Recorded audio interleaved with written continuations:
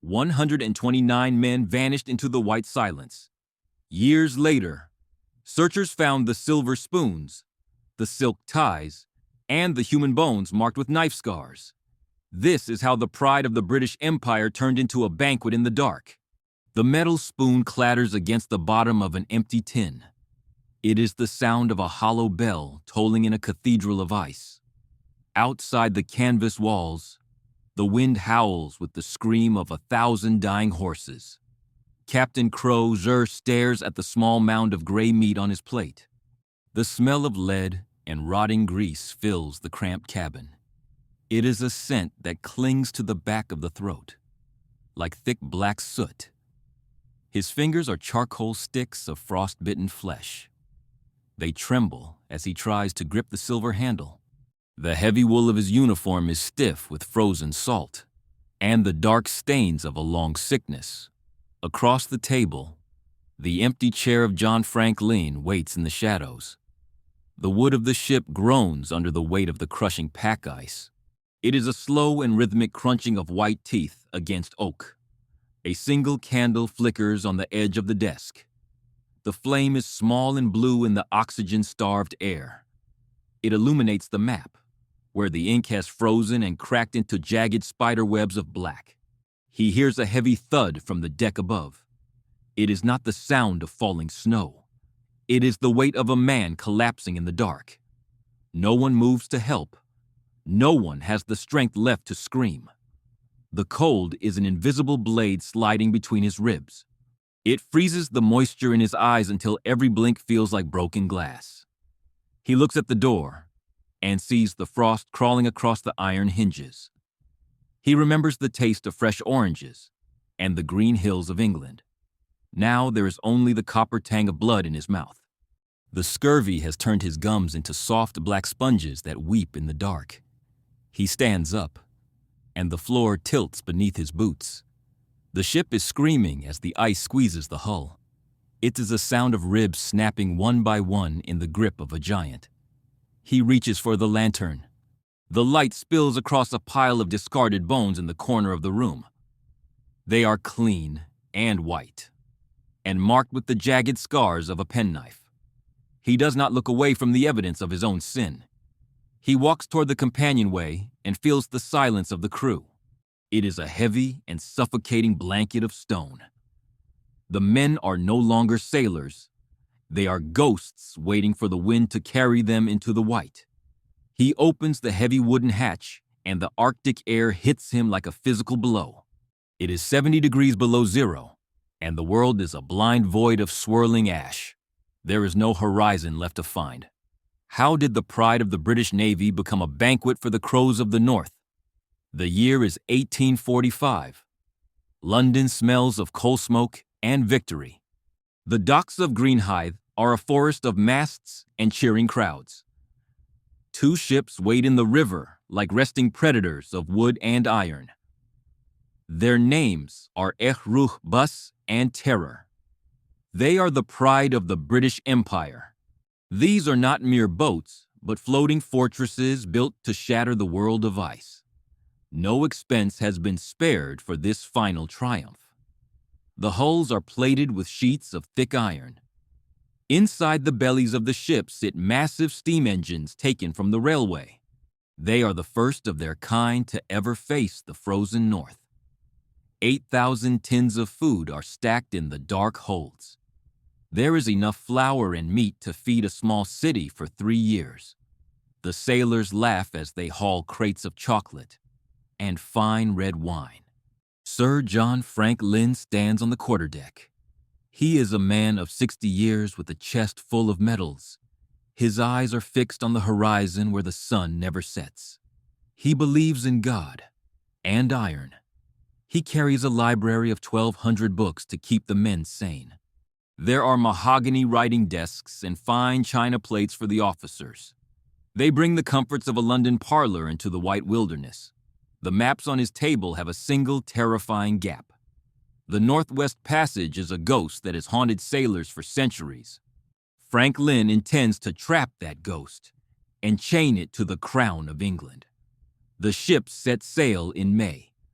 The white cliffs of Dover fade into a gray mist behind them. 129 men wave their hats at the disappearing world. They are the elite of the Navy. In July, they reach the emerald waters of Baffin Bay. They encounter 2 whaling ships near the towering cliffs of Greenland. The captains share a final toast of brandy under the pale Arctic sun. The whalers watch as the smoke from the steam engines drifts over the water. They see the black hulls turn toward the west. It is the last time any civilized eye will see these men alive. The optimism is a thick fog that hides the truth. They do not know that the tins of food are sealed with poison. Lead solder is leaching into the meat with every passing hour. They do not know that the sun is about to disappear for 1,000 days. The arrogance of the empire has sent them into a trap of stone. The ice is already shifting in the dark. Frank Lynn looks at the compass and smiles. He sees a shortcut to the riches of the East. He does not see the white grave that is opening beneath the keels of his mighty ships. The wind begins to turn cold. The first thin skin of ice forms on the surface of the sea. It crackles like parchment under the bow of the Aru bus. The great journey has truly begun. The silence of the North is waiting for them. It is a patient silence that has lasted for millions of years. It does not care about iron engines or libraries. It only knows how to freeze. The ships push deeper into the labyrinth of islands. The water turns from deep blue to a sickly gray. The first winter is approaching, and the trap is ready to spring shut. The men sing songs in the warmth of the lower decks. They believe the ice will melt in the spring. They trust the iron, and they trust the man with the metals. They are wrong. The winter of 1846 arrives with a sound like snapping bone. The ships are no longer vessels. They are wooden islands trapped in a desert of white stone. The Arctic has tightened its fist. On Beachy Island, the gravel is frozen harder than iron. 3 men are the first to fall. John Tor Rington is only 20 years old when his lungs turn to ice and his heart stops beating. The sailors dig into the permafrost with picks that spark against the frozen earth. They bury their brothers in the gray shale. Small headstones stand like lonely teeth against the howling wind and the endless dark. If you peel back the lid of the coffin today, you see a face preserved by the frost. Tor Rington looks like he is merely sleeping. His skin is a pale blue parchment stretched over bone. But beneath the skin, a silent killer is dancing in the blood. The food tins are sealed with lead. With every spoonful of soup, the men are drinking a slow and heavy poison from the metal. It starts with a metallic tang on the tongue. Then comes the fog in the mind. The sailors begin to argue over nothing. Their joints ache, and their memories begin to dissolve like salt in water. In June of 1847, the expedition suffers its greatest blow. Sir John Franklin, the great navigator, is dead. The details of his passing are swallowed by the snow and never recorded. The command passes to Francis Crozier. He is a man of heavy brows and Irish sorrow. He looks at the ice and sees a wall that will never melt. The sun returns, but the ships do not move. The summer of 1848 is a cruel joke. The temperature stays below the freezing point. The lead in their veins turns their fear into a screaming paranoia that haunts the lower decks. The walls of the cabins weep with frozen condensation. The oil lamps flicker and die in the thin air. Every man can hear the hull groaning as the ice tries to crush the oak ribs. Scurvy begins to bloom like a dark flower in the camp. Gums turn black and swell until they hide the teeth. Old scars from forgotten battles begin to open as the body forgets how to hold itself together. The first blood on the snow is not from a wound. It is the dark and watery blood of the sick. It freezes into purple crystals before it can even sink into the white crust of the earth. Crozer stands on the deck and looks at the horizon. He sees the spectral light of the aurora dancing above the masts. To him, it looks like the fingers of a ghost beckoning them toward the south. They realize the ships are their coffins. If they stay, they will die in their bunks.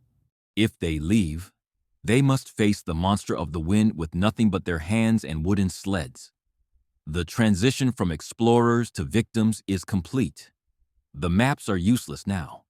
The books in the library are just fuel for the stoves. The only thing that matters is the weight of the lead. The first shadows of madness creep into the officers' mess. They stare at each other with sunken eyes. They wonder who will be the next to lie beneath the gravel of the hungry shore. The white silence is no longer a mystery to be solved. It is a predator that has caught its prey. The first chapter of the agony is over, and the long march into the void begins. The year is 1848. 105 men stand on the jagged skin of the sea. They look back at the ships for the last time. The wooden hulls are black teeth rotting in a white mouth. They begin to walk. Each man is harnessed to a massive wooden lifeboat mounted on iron runners. The sleds weigh thousands of pounds. They are loaded with silver forks and heavy Bibles, and the poison in the tins. The ice is not a flat road. It is a chaotic mountain range of blue glass and razor edges. Every mile is one with the sweat of dying men. The salt water freezes in their pores until their skin cracks. The scurvy has reached its final stage. Gums turn to black sponges, and teeth rattle like dice in their mouths. Old wounds from years ago begin to reopen. The body is literally unmaking itself in the cold. Their legs are swollen trunks of purple and black. Every step is a hammer blow to the bone. Men begin to drop in their tracks. They fall silently into the snow, and the wind covers them in minutes. The lead in their blood has finished its work. The officers wander into the blizzard without their coats. Some laugh at things that are not there. Others stare at the horizon with eyes that have gone completely white. Hunger is no longer a sharp pain. It is a hollow beast that lives inside their ribs. It eats their muscle, and then it eats their minds. They look at their fallen brothers with a new and terrible light in their eyes. The first campfire is a circle of shadows on the coast of King William Island. There is no wood. They burn the oars of the lifeboats. The flame is small and pathetic against the wall of the Arctic night. Then, the knives come out. It is a survival necessity born of a nightmare. They do not speak as they do the work.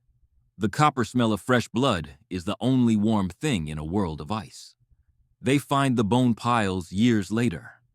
Each rib and femur is marked with the jagged scars of a penknife. The marrow has been sucked out. The civilized men of the empire have become scavengers of their own kind. A group of sailors splits away from the main march. They wander toward the west into the blind void. They carry nothing but the madness of the lead and the taste of salt on their blackened tongues. The wind is a physical weight that pushes against their chests. It screams with the voices of the wives and mothers they left in London. It mocks them with the memory of green grass and warm bread. They drag the lifeboats until their hearts burst. They die in the harnesses. The heavy wood remains still while the snow drifts over the gunwales. The silver spoons are left scattered in the freezing mud. The physical decay is absolute. Fingers snap off like dry twigs in the frost. Toes turn to black charcoal and crumble inside the leather boots. There is no medicine left but the silence of the blizzard. Crozer watches his crew dissolve into ghosts. He sees a Marine sitting on a rock trying to comb his hair with a shard of bone. The man is singing a nursery rhyme as his nose falls away. The descent is not a fall. It is a slow crawl into the throat of the North. Every man is alone in his own shivering hell. The pride of England is now just meat waiting for the wind. The sun is a cold coin that gives no heat. It lights up the slaughter on the beach. There is no more hope of reaching the great fish river. There is only the hunger and the white. The final group reaches the place history will remember as Starvation Cove. It is a jagged lip of land where the ice meets a frozen sea of stone. The Great Fish River is still hundreds of miles away. Captain Crozier stands at the edge of the water. He looks at the horizon and sees only the shimmering lie of the mirage. The realization is a cold stone in his chest. They will never reach the river. They stop walking because the soul has finally outlived the flesh. The order to halt is not spoken. It is simply felt as one man after another sinks into the gray slush. The march is over. A strange and terrible dignity takes hold of the dying. Men open their heavy sea chests with trembling hands. They pull out their finest dress uniforms. They put on gold lace and silk neckties in the blizzard. They want to die as officers of the Queen, and not as animals of the frost. They brush the snow from their shoulders. They sit in the lifeboats and wait for the long sleep to take them. The mental collapse is complete. One sailor spends his final hours polishing a silver trophy. Another carefully lays out a set of fine china plates on the ice. The absurdity is their only shield against the dark. The aurora borealis begins to dance in the sky above. It is a shuddering curtain of neon green and ghostly violet. It casts a sickly light over the rows of frozen men sitting upright in their boats. The wind is the only thing that moves. It whispers through the empty eye sockets of those who have already passed. It carries away the last flickers of warmth from the huddled shapes in the canvas tents. Crozier feels the life retreating from his limbs. It starts at the toes and moves upward, like a rising tide of ink. He remembers the smell of peat fires in Ireland. He remembers the soft rain. Now, there is only the biting scent of ozone and the dry taste of salt. He watches a single silver fork fall from a numb hand and vanish into the mud. It is the last artifact of empire. The sky turns a deep and bruised purple. The stars are hard points of light that offer no mercy. The silence is so heavy, it feels like a physical weight pressing them into the gravel of the shore. One by one, the heartbeats stop. The shivering ends. The men become part of the landscape. They are statues of ice and wool and lead. The Arctic has swallowed the last of the expedition. They are left in the positions of their final moments. Some are embracing for warmth. Others are sitting with their backs to the wind. They look like a ghostly audience waiting for a play that never starts. The ships are gone, and the men are gone. Only the white void remains. The Great Fish River flows on in the distance. It is indifferent to the skeletons that line the path to its mouth. The cold has won the war.